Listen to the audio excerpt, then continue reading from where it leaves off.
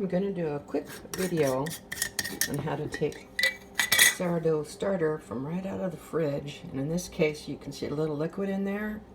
Because it's not discolored, I'm just going to pour some of it in and make more starter. But first what I do is I take warm water, which I've already put in this bowl, about a third full. And you can see I don't really measure my honey, but I use honey to feed my yeast. My particular baby likes sugar. He likes something to help nourish it. So I always use a little honey. That's my trick. I've tried it without it. She's not happy. Okay, and I just put in about the same amount of flour as I do water. And again, this doesn't matter if I get it exactly right. So I just kind of whisk it together. I warmed up my honey for about 30 seconds. I warmed up my water for about a minute. And you can see it's just kind of really wet still, so I don't quite want it that wet. So I'm just gonna add some, probably one more scoop might do it. So we'll see. By the time I'm done, I'm gonna have half full. Yeah, there we are, getting a nice little slurry.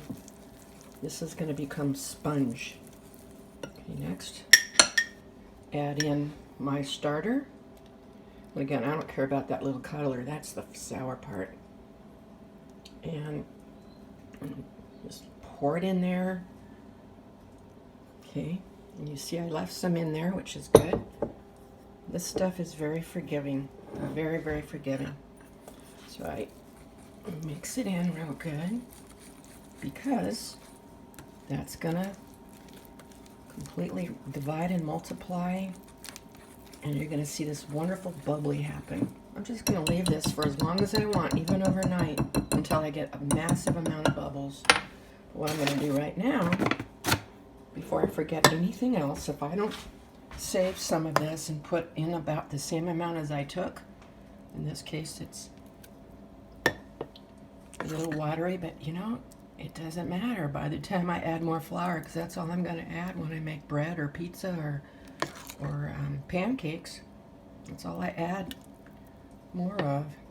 Okay, so if you look, I've got about, well, I like just a little bit more. So what'll happen is it'll divide really nicely in here. And I just don't even worry about all these little things because there's all kinds of good bacteria living in there. So that's how you start sourdough and save it.